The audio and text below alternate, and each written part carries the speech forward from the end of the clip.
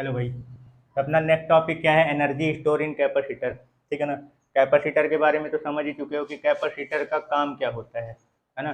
इसको इसका काम क्या होता है? चार्ज के फॉर्म में एनर्जी को क्या करना? स्टोर करना, आवेश के रूप में ऊर्जा को एकत्रित करना, इकट्ठा करना। ठीक है ना। और जो एनर्जी स्टोर होती है वो किस फॉर्म में होती है? इसके बारे में क्या पढ़े थे? चार्ज के फॉर्म में। चार्ज के फॉर्म में एनर्जी को क्या करना? स्टोर करना। यानी कि देखो, बोला ये जाता है कि चार्ज स्टोर करता है। क्या बोला जाता है? चार्ज को स्टोर करता है, और काम भी वही है, लेकिन एक्चुअली में जब चार्ज एक जगह पे रुक जाता है ना, तो उसमें एनर्जी होती है। तो वो जब चार्ज जब मोशन में ना हो, ये क्या करता है? होल्ड करके रखता है उसको, मोशन में नहीं लाता है। चार्ज को क्या करता है ये?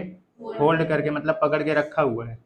अब चार्ज अगर कोई अगर चार्ज को होल्ड करके रखा है, मतलब कि जब किसी ऑब्जेक्ट का कोई एक फिक्स पोजीशन बना बना रहे कंटिन्यू, इसका मतलब उसके पास कौन सी एनर्जी है? Potential energy. यानी चार्ज को एनर्जी के फॉर्म में स्टोर करता है, तो वो एनर्जी कौन सी है ये भी ध्यान रखना, मतलब कौन सी ऊर्जा है इसके अंदर? पोटेंशियल एनर्जी, मतलब कि स्थितिज ऊर्जा। ठीक है। तो अपना टॉपिक जो है वो यही बोल रहा है कि अगर आप कैपेसिटर जो है उसको अगर अपन क्यू चार्ज देते हैं तो उसके अंदर कितनी एनर्जी स्टोर होगी वो बताना है। ठीक है। तो चलो, इसके अपन दो तरीके हैं। पहला तरीका बता रहा हूँ कि और उन दोनों में से जो तुमको भा जाए तो अपना ले लेना उसी को। ठीक है ना। तो मान लेते हैं सबसे पहले अपन ले लेते हैं ये कोई कंडक्टर या कैपेसिटर है। ठीक है ना। अभी इसको हमने मान लो क्या दिया? क्यू चार्ज दिया। तो ये बताओ, पहले इसके पास कोई चार्ज नहीं था। ठीक है ना। फर्स्ट स्टेज लिख रहा हूँ, ये फर्स्ट स्टेज और ये सेकंड स्टेज। जब शुरू में इसके पास कोई चार्ज नहीं था तो इसके पास क्यू इजिकल टू क्या है? जीरो। तो अभी बताओ, इसके पास चार्ज नहीं है तो पोटेंशियल होगा कि नहीं होगा? नहीं होगा ना। यानी भी इजिकल टू क्या हो जाएगा? जीरो। अब जैसे ही आप इसको क्या करोगे? क्यू चार्ज दोगे, तो जैसे ही इसको चार्ज अपन ने दिया, तो चार्ज के कारण इस पे पोटेंशियल आ जाएगा कि नहीं आ जाएगा? मान लो वो पोटेंशियल कितना आ गया इसके पास? भी आ गया। ठीक है ना। अब ये समझना इसको। तो ये जो चार्ज, जैसे अपन शुरू में जब ये ऑब्जेक्ट था तो इसके पास कोई चार्ज नहीं था, क्यू चार्ज देने पर उसके पास पोटेंशियल कितना आ गया? भी। तो ऐसा नहीं है कि आपने डायरेक्ट चार्ज दे दिया, वो धीरे धीरे आप उसको दे रहे हो। पहले एक चार्ज गया, फिर दूसरा चार्ज जाएगा, फिर तीसरा चार्ज। क्वांटिजेशन पढ़े होगे ना। चार्ज का जो ट्रांसफॉर्मेशन होता है हमेशा इंटीजर फॉर्म में होता है, पूरा पूरे नंबर में, है ना। तो वो पहले एक एक करके जाता जाएगा, तो वो धीरे धीरे उसका चार्ज क्या होगा? बढ़ रहा, तो धीरे धीरे पोटेंशियल भी बढ़ रहा। तो मैंने केवल फर्स्ट और लास्ट पोटेंशियल लिखा है, बीच का नहीं लिखा है। तो मतलब कि यहाँ पे जो पोटेंशियल है वो चेंज हो रहा है। जब तक आप उसको चार्ज दे रहे हो तब तक पोटेंशियल क्या हो रहा है? चेंज हो रहा है। तो जब भी केस ऐसा केस बने कि लगातार किसी की वैल्यू में चेंजेस आता है, तो वहाँ पे उसका एवरेज निकाला जाता है। क्या निकाला जाता है? जब भी कैसा केस बने, लगातार जब चेंजेस होता है, किसी किसी की भी वैल्यू में अगर कंटिन्यू चेंजेस आता है, किसी की वैल्यू में अगर कंटिन्यू चेंजेस हो, तो फिर उसका क्या निकाला जाता है? एवरेज वैल्यू निकाली जाती है, औसत निकाला जाता है। तो मैंने इसको जीरो से, जीरो चार्ज से मैंने इसको क्यू तक चार्ज दिया, तो इसका पोटेंशियल जीरो से भी तक क्या हुआ है? इंक्रीज हुआ है, चेंज हुआ है। तो यानी कि अगर अब मैं इसका ये बोलूँ कि इसका पोटेंशियल की अगर मैं बात करूँ कि इस ऑब्जेक्ट का या कैपेसिटेंस का पोटेंशियल कितना होगा, यानी कि विभव, तो कौन सा विभव निकालोगे? लगातार चेंज हो रहा है, एवरेज निकालेंगे ना। एवरेज कैसे निकाला जाता है? औसत कैसे निकालते हैं? है ना। शुरू का स्टेज में जीरो है और लास्ट स्टेज में भी है, तो अपन एवरेज निकालेंगे तो क्या आएगा? Zero plus B upon two. है ना। तो कितना हो जाएगा? One upon two into B. कोई दिक्कत यहाँ तक? क्लियर ना? पहले निपटाओ इसको जल्दी। चलिए, ये क्लियर ना? इसमें पोटेंशियल कैसे निकालना है? ठीक है ना। तो देखो, इसमें क्या किया आपने, जो शुरू से अपन ने इसको चार्ज दिया, तो चार्ज कंटिन्यू क्या हो रहा है? अपन इसको दे रहे हैं, तो इसके कारण इसका पोटेंशियल कंटिन्यू क्या हो रहा है? चेंज हो रहा है। तो जब भी किसी भी के भी वैल्यू में अगर कंटिन्यू चेंजेस होता है, तो उसकी कौन सी वैल्यू निकाली जाती है? एवरेज। इसीलिए अपन ने यहाँ पे पोटेंशियल जो निकाला है वो कौन सा पोटेंशियल निकाला है? एवरेज। यानी कि अपन शुरू से जितना इसको क्यू चार्ज दिया, तो इसके कारण क्या मानेंगे कि क्यू चार्ज देने तक में इसका पोटेंशियल कितना हो गया? B upon two. अब अपना मेन टारगेट क्या है? अपने को एनर्जी निकालने की, ये कितना एनर्जी स्टोर करके रखा है। क्यू चार्ज दिए, तो अब इसके अंदर कितनी एनर्जी स्टोर है? तो एनर्जी निकालने के लिए क्या तरीका होता है? जब भी आप देखो, थोड़ा सा समझना, अभी इस पे कोई भी चार्ज नहीं है। अपन ने इसको जब पहला चार्ज दिया तो पहला चार्ज देने पे कोई वर्क नहीं करना पड़ता है, क्योंकि इसको पहले चार्ज को इसमें आने पे कोई नहीं रोक रहा है इसको। लेकिन जैसे अब अगला चार्ज तुम देना चालू करोगे, दूसरा चार्ज आएगा, तो इसका उस पर रिपर्सन फोर्स लगना चालू हो जाएगा। यहाँ पे एक चार्ज आ गया, मान लो पॉजिटिव चार्ज दे रहे हो। कौन सा चार्ज दे रहे हो? ये पहले कोई, इस पे पहले कोई चार्ज नहीं था, तो इसको यहाँ आने में कोई रोक टोक नहीं कर रहा था, तो आराम से इसका एक चार्ज मान लो चला आया। अब जैसे ही दूसरा चार्ज तुम इसको दोगे तो ये वाला प्लस चार्ज उस पर रिपर्सन फोर्स लगाने लगेगा, प्रतिकर्षण बल। मतलब सेम चार्ज एक दूसरे को क्या करते हैं, रिपर्स करते हैं ना। तो जैसे ही दूसरा चार्ज तुम इसको देने की कोशिश करोगे तो इसका रिपर्सन फोर्स अब इसमें क्या होने लगेगा, अप्लाई हो जाएगा। तो लेकिन अपन इसको दे रहे हैं ना चार्ज, मतलब यहाँ से तुम्हारा वर्क चालू हो जाएगा। क्योंकि अगर आपको कोई, अगर आपके अपोजिट अगर खड़ा है, जैसे मान लो उधर से कोई अपने को, मैं जैसे मान लो किसी को धक्का मार रहा हूँ, तो सामने वाला अगर उसका भी फोर्स मेरे साइड लग रहा है, तो मतलब मुझे कुछ ना कुछ एक्स्ट्रा वर्क करना पड़ेगा उसको आगे तक ले जाने के लिए। तो यहाँ पे हमें क्या है, जब मैं इसको दूसरा चार्ज दूंगा तो पहले चार्ज के अपोजिट मुझे इसमें क्या करना पड़ जाएगा, वर्क करना पड़ जाएगा।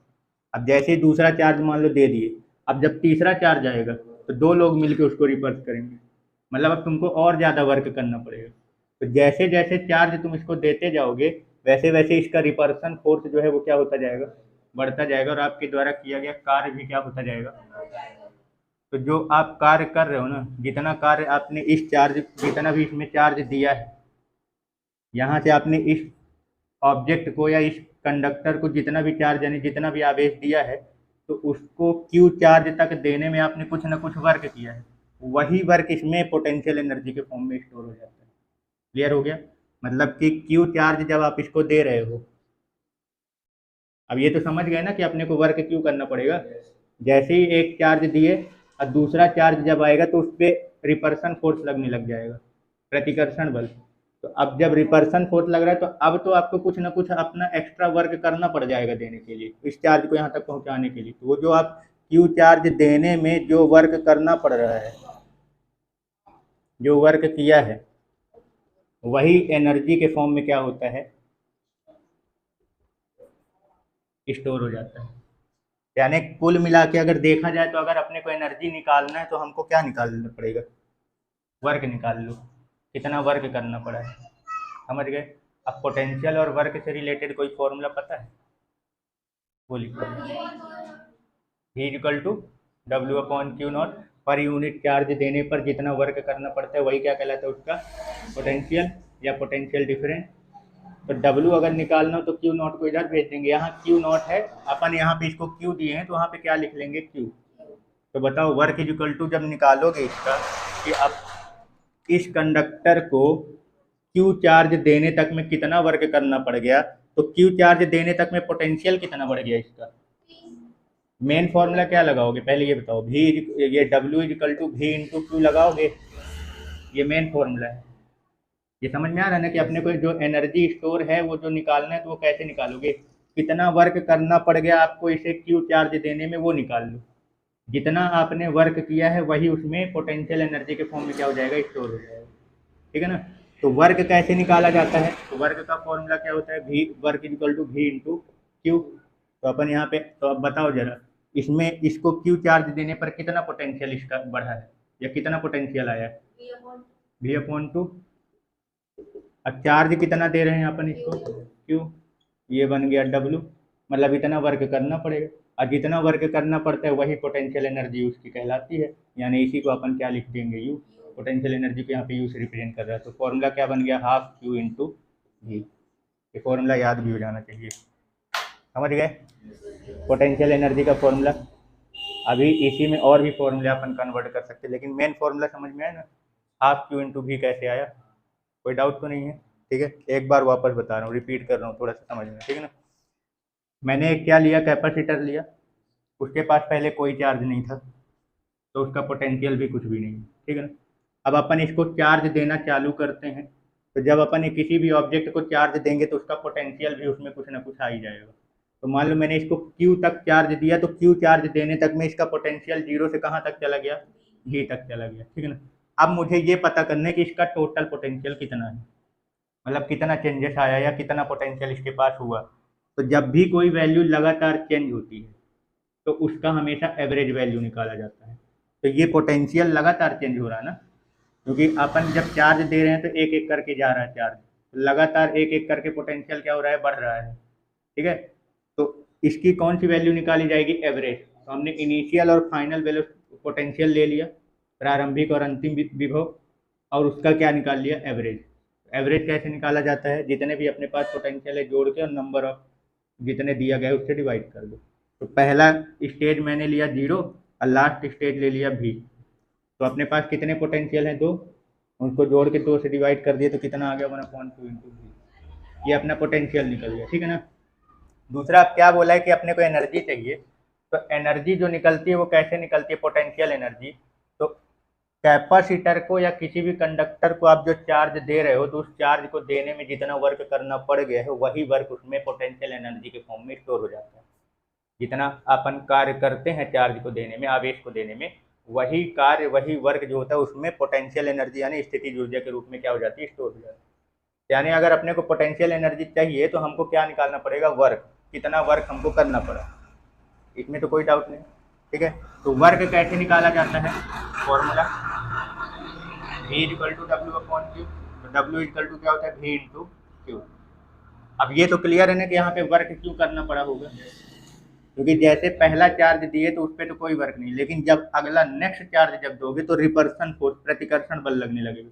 और जब भी हमें किसी अपोजिट फोर्स का सामना करना पड़ता है या जाना पड़ता है, किसी अपोजिट फोर्स के अगेंस्ट जाना पड़ता है, तो फिर वहाँ पे हमको अपनी एनर्जी लगानी पड़ती है, अपना वर्क करना पड़ता है। तो हमको कितना वर्क करना पड़ गया वही अपने को निकालना है। ठीक है, तो basic formula V equal to W upon Q. तो डब्ल्यू इक्वल टू क्या होता है, V इंटू क्यू। चार्ज हमने कितना दिया, क्यू दिया। अब क्यू चार्ज देने पर पोटेंशियल कितना हो गया, V अपॉन 2, यानी W equal to 1/2 V into. यही वर्क अपना पोटेंशियल एनर्जी कहलाएगा, यानी पोटेंशियल एनर्जी का फॉर्मूला क्या हो गया, हाफ क्यू इंटू। समझ गए, कोई कंफ्यूजन, ठीक है, कर लोगे, करो।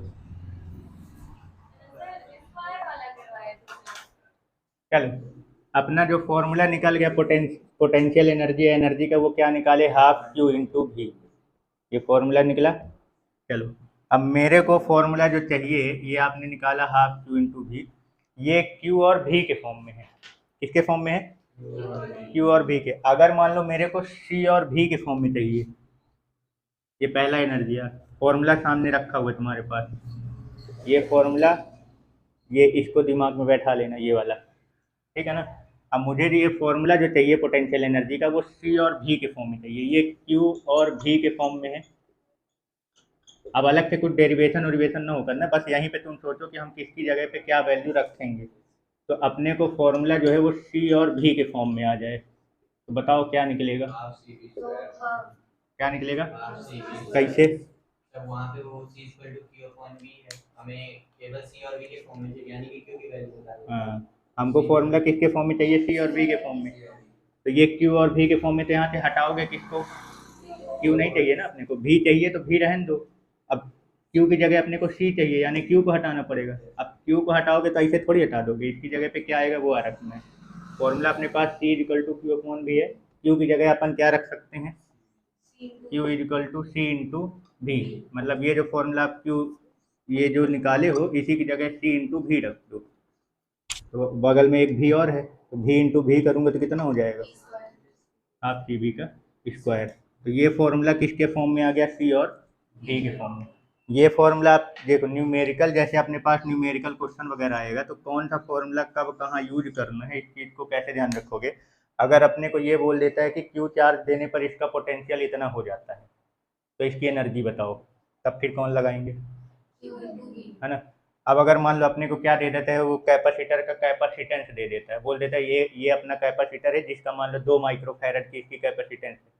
अब इसको कोई चार्ज देने पर उसका पोटेंशियल जो है मान लो 10 वोल्ट हो जाता है, तो अब बताओ इसके पास कितनी एनर्जी होगी। तो अब अपने पास क्या डाटा अवेलेबल है, कैपेसिटेंस और पोटेंशियल, तो कौन सा फॉर्मूला लगाएंगे, ये बात समझ गए। क्यू और भी के फॉर्म में हो गया, सी और भी के फॉर्म में हो गया। अब क्यू और सी के फॉर्म में बताओ, इसके फॉर्म में, क्यू और सी के फॉर्म में अपने को चाहिए। तो अब बताओ क्या करोगे, चाहे तो यहाँ से निकालो, चाहे यहाँ से कहीं से भी निकाल लो। हाफ क्यू स्क्वायर अपॉन सी, क्या हो जाएगा, हाफ क्यू स्क्वायर अपॉन सी, है ना। अगर इससे निकालना चाहते तो यहीं पे रख देता हूँ। क्या बोला मैंने, क्यू और सी के फॉर्म में चाहिए। इस बार क्यू और सी के फॉर्म में चाहिए तो क्यू रहने दो, भी नहीं चाहिए अपने को। तो भी की जगह क्या रखूंगा, भी को इधर भेज दो और सी को इधर ला लो, तो भी इक्वल टू क्या बन जाएगा। अब इसकी जगह अपन क्यू अपॉन सी जब रखेंगे तो क्यू पहले से ही है, अब क्यू अपॉन सी रख दो तो 1/2 क्यू इंटू क्यू क्या हो जाएगा, क्यू का स्क्वायर, तो क्या बन जाएगा, हाफ क्यू स्क्वायर अपॉन। ये अपने पास पोटेंशियल एनर्जी के 3 फॉर्मूले हैं। पहला क्यू और भी के फॉर्म में, दूसरा सी और भी के फॉर्म में, तीसरा क्यू और सी के फॉर्म में। कोई एक फॉर्मूला याद रखना है, जो याद हो जाए याद कर लो, लेकिन ये वाला कंपलसरी है, ये वाला 100% याद रहना चाहिए, हाफ सी भी का स्क्वायर। बाकी भी याद रहना चाहिए, तो नहीं याद है तो एक कोई फॉर्मूला याद है तो अलग पलट के निकाल सकते हो, ठीक है।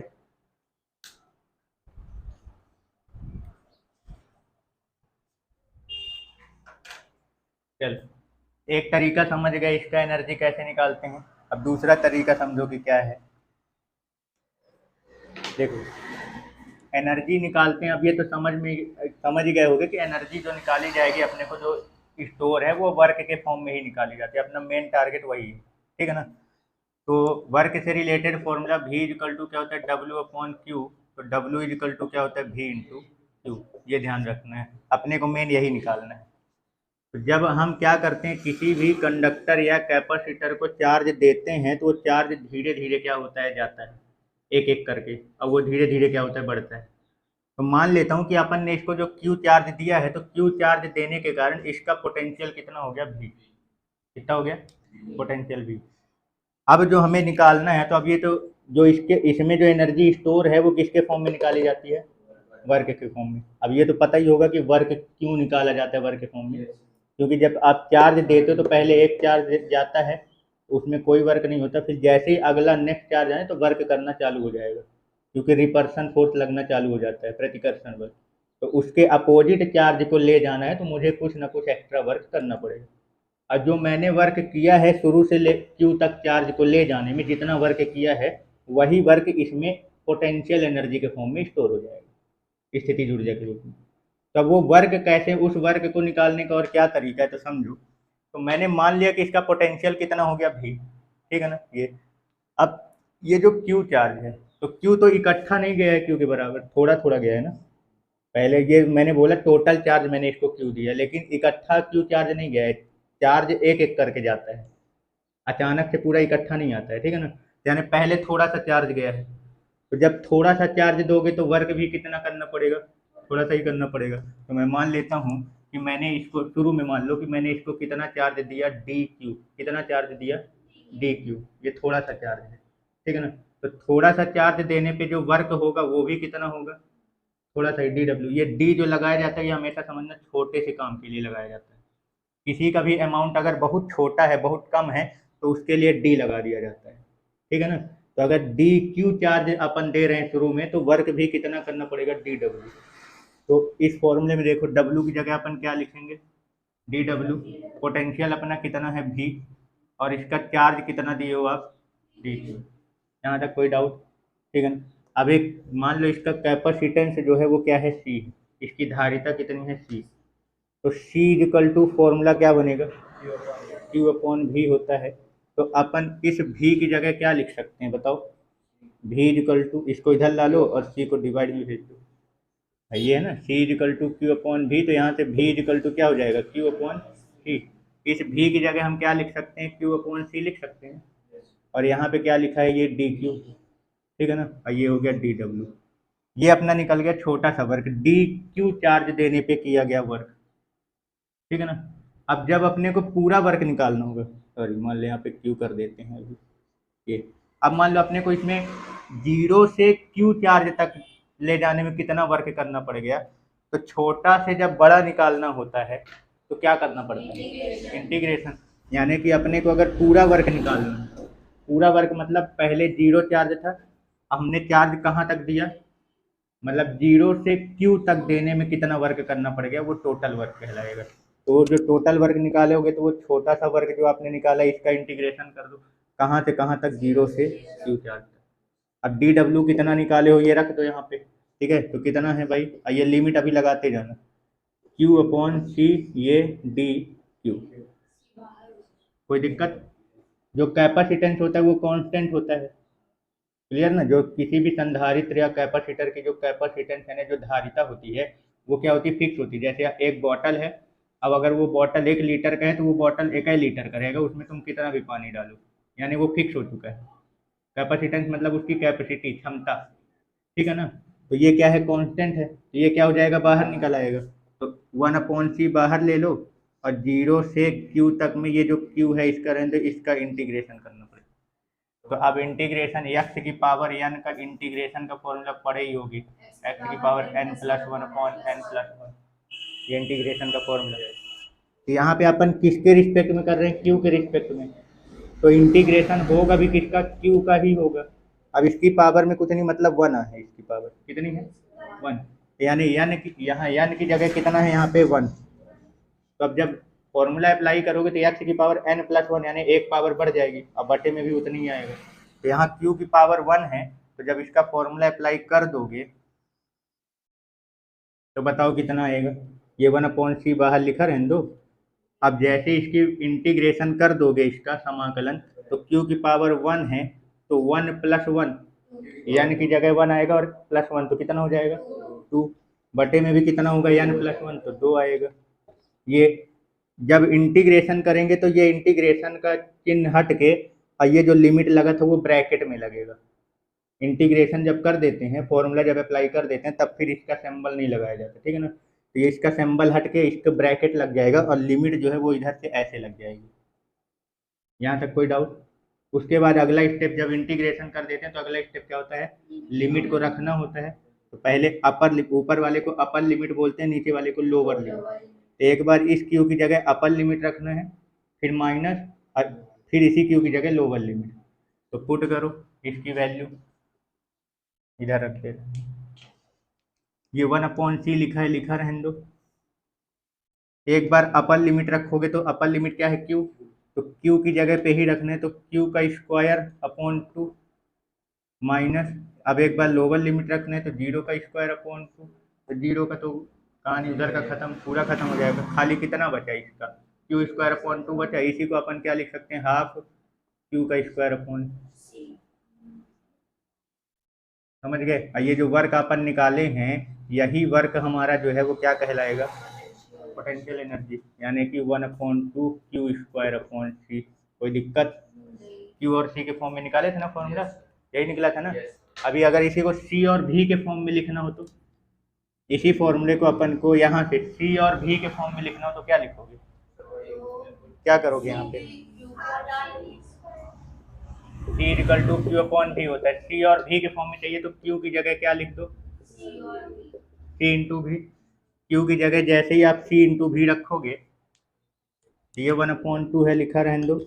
इसकी जगह c × v रखूंगा तो cv का square upon c, c² v² हो जाएगा, एक c से एक c कट जाएगा, तो कितना बचेगा, हाफ cv का स्क्वायर। क्लियर हो गया? मतलब फॉर्मूला वही आएगा, अलग कुछ नहीं आएगा, ठीक है। बस ये है कि आप जो तरीका अपनाए हो तो वो क्या अपनाए हो, पहला वाला डायरेक्ट मेथड था, ये इंटीग्रेशन मेथड। क्लियर हो गया? कोई कंफ्यूजन? ठीक है।